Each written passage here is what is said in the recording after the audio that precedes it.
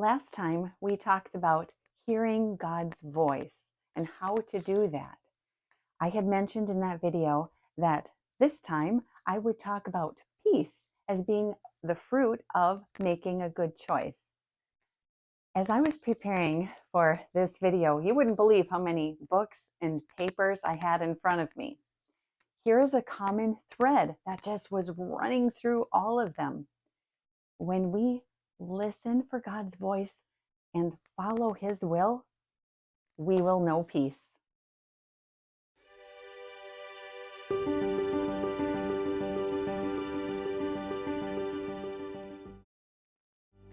Let me give you just a few examples. First, from my daily bread. A daily life of straight thinking and unselfish following of God's will is the one and only source of true peace.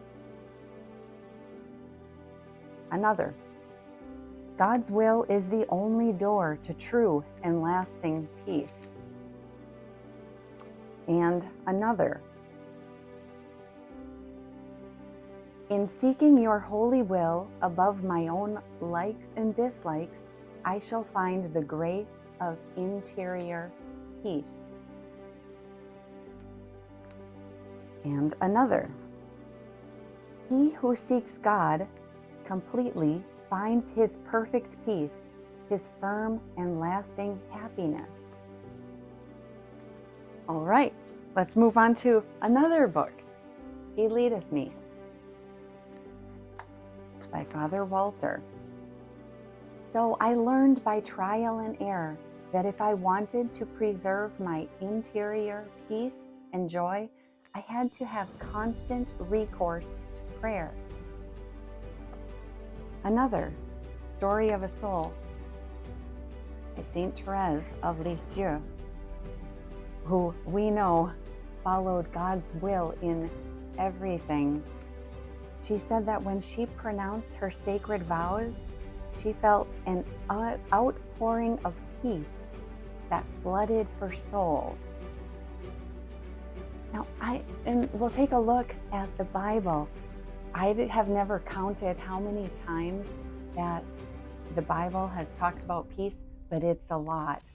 We might look, for example, at how Jesus appeared to his disciples after the resurrection, and his first words were, "Peace be with you."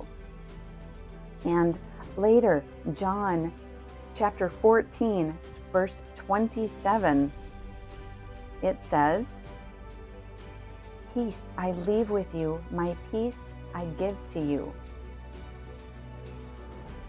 So we know that God wants us to have this peace in our lives. We know that when we're discerning something, that's ultimately what our goal is. So it makes sense that one time I heard a priest say, when you're discerning something, make a list of the pros and cons, and whatever gives you the most peace is the one that you should do. Now, I can give you a quick little example of how I've had to discern something in my own life, and that was the decision to homeschool. I had a few kids in other schools at the time, and I was discerning, my husband and I were discerning whether or not to homeschool. And ultimately, we did make that decision to homeschool. And I can tell you that although it is not always easy to homeschool, and there are trials and there have been times that I've been nervous, I have still had this foundational sense of peace. I never looked back. I always felt like this was the right decision. It might have been hard some days, but I always had this peace. I was reading not too long ago also about a woman who had discerned a religious vocation, and I remember reading that she said she had such peace and conviction regarding her decision. This is what we're after. This is what we want to look for. So, what can we take from this? That when it comes to making a decision, discerning something, we want prayer. We want to listen for God's voice. follow His will in our lives and think, what will give me the most peace? Because ultimately that's what God wants us to have, is that peace. So, Mary, Queen of Peace, pray for us. Mary, Queen of Heaven, pray for us.